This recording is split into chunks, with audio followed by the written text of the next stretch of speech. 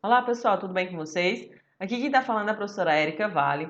A gente vai dar seguimento ao nosso conteúdo de redação do segundo bimestre. Lembrando que o conteúdo desse de hoje, capítulo 8, é crônica, tá? E conto, tá bom, gente? Então, é o nosso último capítulo, nosso último conteúdo para o segundo bimestre, ok? Então, antes da gente começar a nossa aula, eu gostaria que vocês abrissem o livro de vocês aí, de língua portuguesa, na parte de redação, página 101, tá bom? Se vocês analisarem aí, eles trazem um texto muito interessante, né?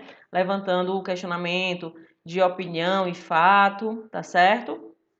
E assim, qual é o nosso objetivo com essa aula? É que vocês entendam o que é uma crônica, que vocês compreendam quais são as suas características, por que que elas são, por que que a crônica é um gênero textual tão utilizado nos dias de hoje, tá certo? O que é o conto, quais as características do conto, tá certo? E por último, eu selecionei aí um texto muito interessante que eu particularmente gosto muito, que é do livro Dizem que os Cães Veem Coisas. O conto tem esse mesmo título. É um livro de Moreira Campos, tá? Um autor muito conhecido, muito interessante, que eu dou, assim, super dica que vocês procurem, tá? Procurem esse livro, que ele é muito bacana. Ele é muito bacana, tem muitos contos interessantes. E para quem já está se aventurando na escrita dos contos, né? Que eu dou, assim, eu acho que é um ótimo caminho para você começar a escrever, tá certo? O gênero ficcional, principalmente, tá? Moreira Campos é uma ótima pedida. Tá bom, pessoal? Então, sabendo já que vocês já estão com o material todo em mãos, a gente vai dar seguimento aqui à nossa aula de hoje, tá certo, gente?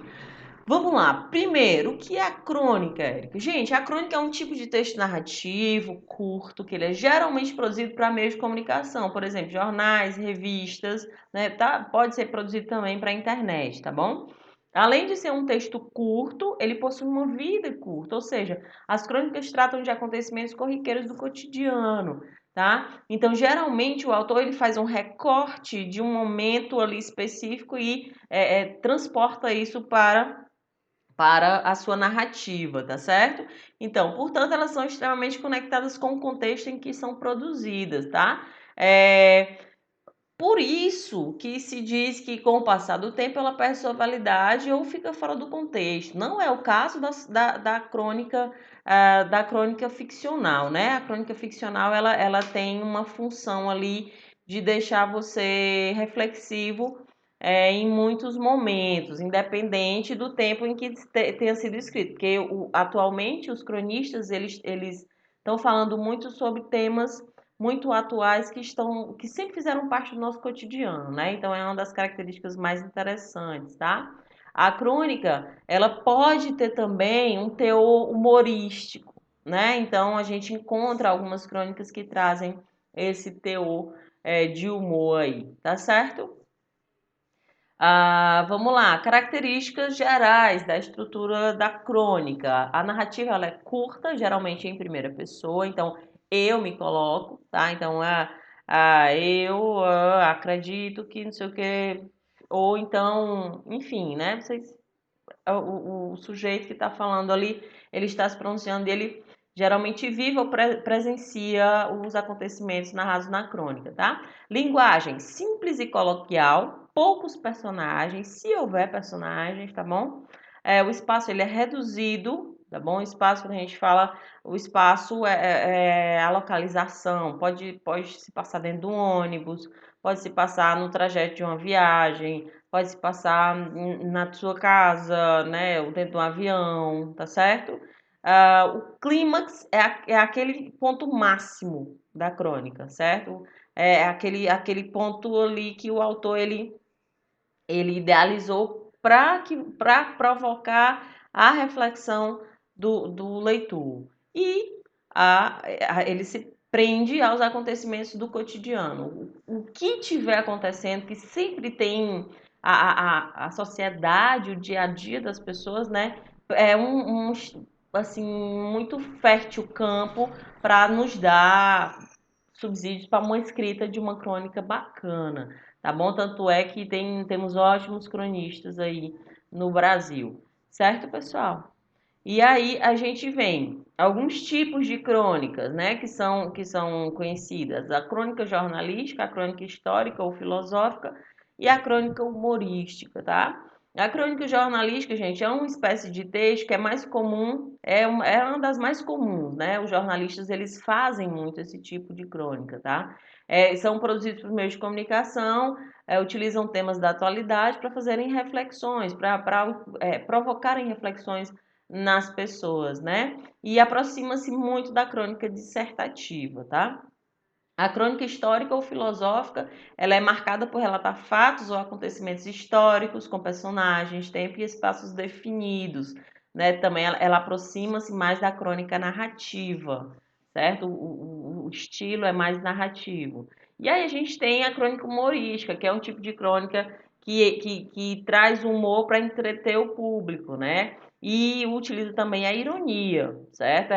Falar sobre um acontecimento do dia a dia, mas trazendo ironia, às vezes um humor ácido, né?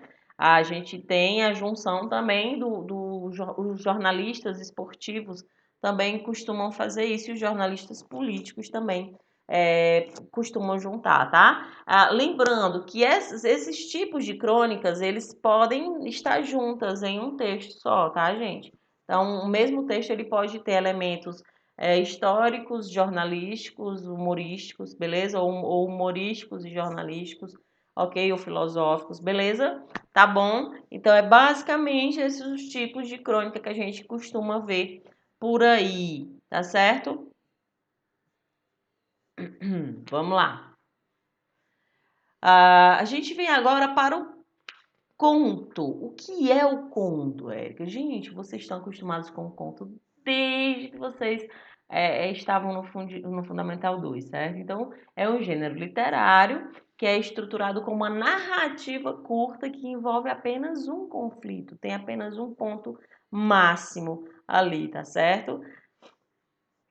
As características estruturais do conto. Ele tem poucos personagens, apresenta poucos personagens, o espaço ou cenário limitado, recorte temporal reduzido, né? Pode se passar numa tarde, tá?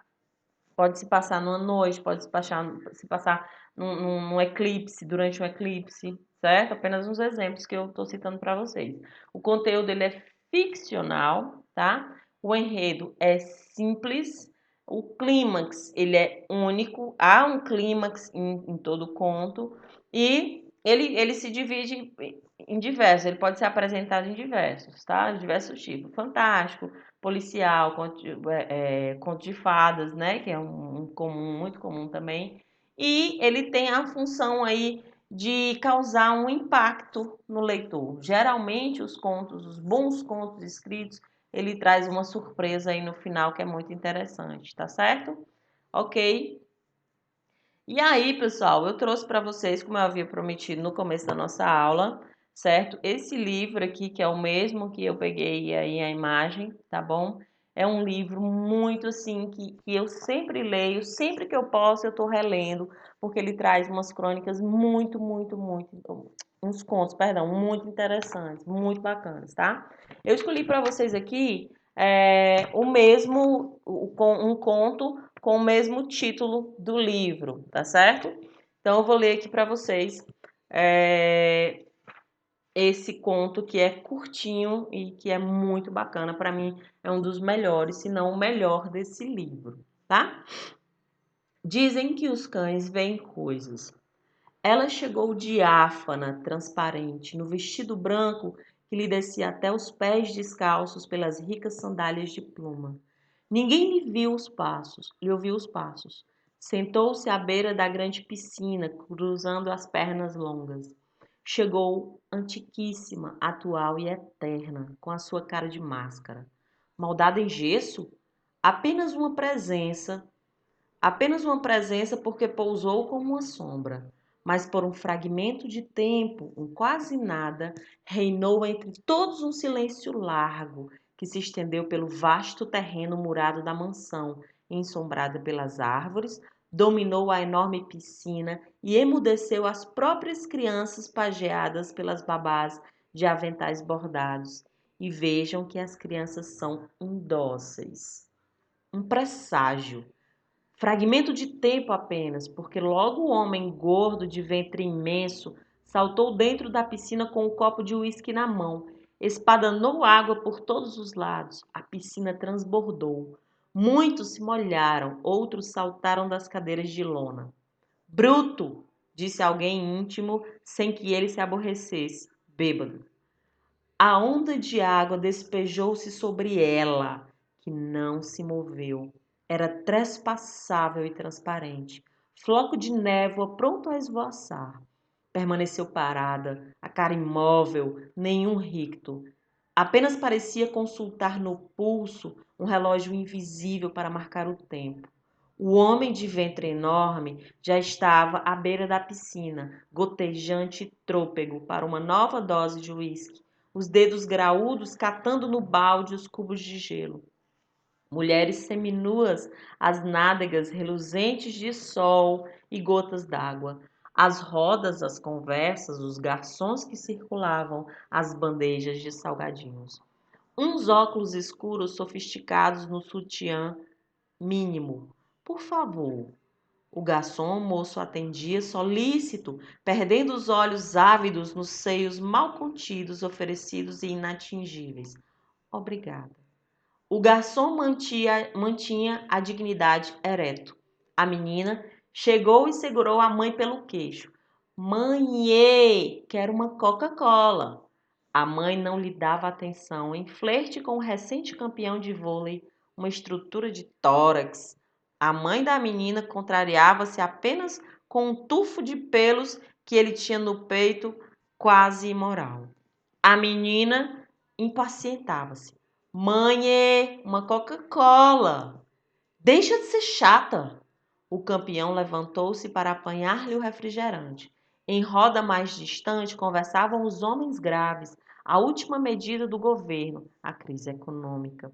O país vai à bancarrota. Vai o quê? À bancarrota. Fazia tempo que eu não ouvia esta palavra, mas vai. Aceitava-se a bancarrota sem muita convicção.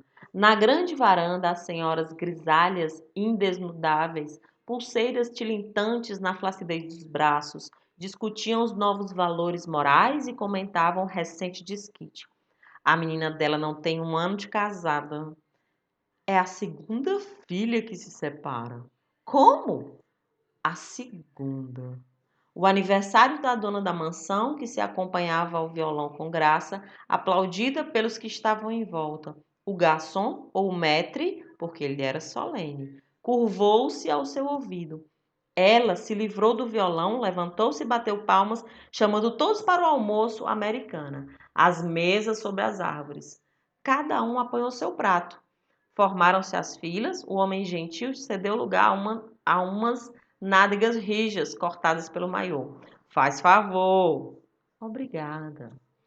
Os cães de raça latiam e uivavam desesperadamente nos canis e dizem que os cães veem coisas.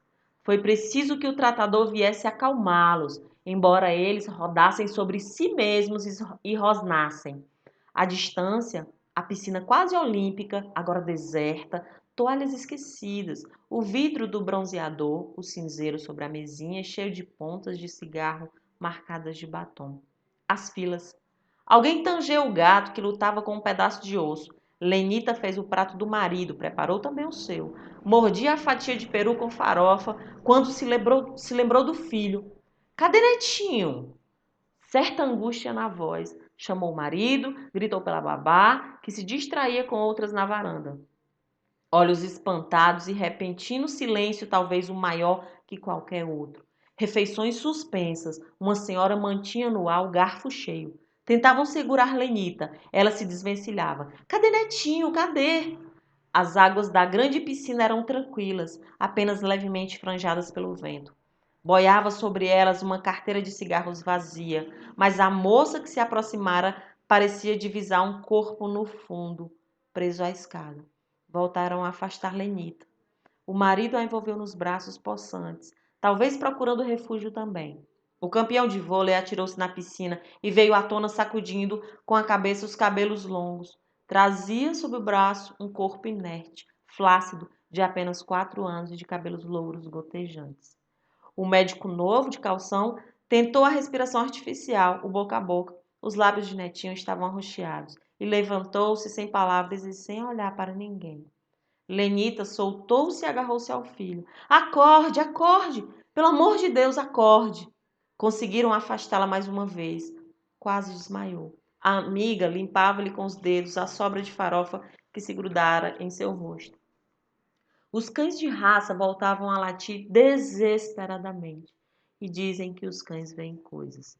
Lenita ficou para sempre com a sensação do corpo inerte e mole entre os braços.